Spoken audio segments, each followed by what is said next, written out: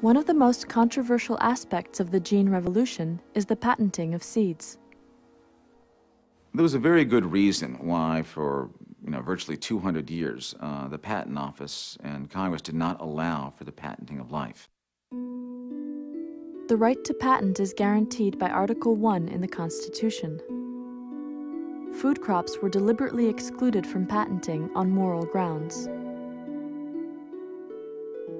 Starting in the 1930s, plant breeders were given the right to patent their work. But the patent protection did not extend to the subsequent generations of seeds. Clearly when you patent a tennis racket, let's say with a new sweet spot, you can describe that very accurately to the Patent Office. But how in the world can you describe a whole plant, much less generations down when that's changed and mutated? But in 1978, Dr. Ananda Chakrabarty took the first living organism to the Patent Office. Chakrabarty was an engineer for General Electric, and he created an oil-eating microbe and tried to get it patented. And the U.S. Patent Office said, no way, we do not allow you to patent parts of nature. If you have a tennis racket or a toaster, you can patent that, but you can't patent a part of nature.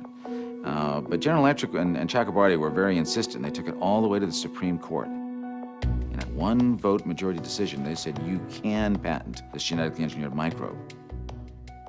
Interestingly enough, this oil-eating microbe was never used because even though it did eat oil and oil spills, it apparently ate a lot of other things for dessert.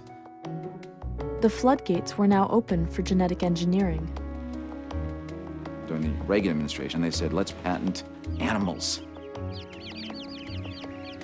And then human genes and human body parts. I think what the companies would like to say is, we are patenting the gene. And wherever that gene goes, we own anything that we put it in. If it goes into a plant, we own the plant. If it goes into an animal, we own the animal. They might even say around the world, if it goes into a human being, we own that human being. There would be some constitutional problems with that in the United States. But they clearly would want their patent to follow the gene.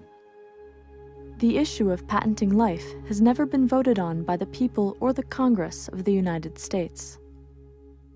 It actually means giving corporations, incredibly, the power to own, control the species of the earth.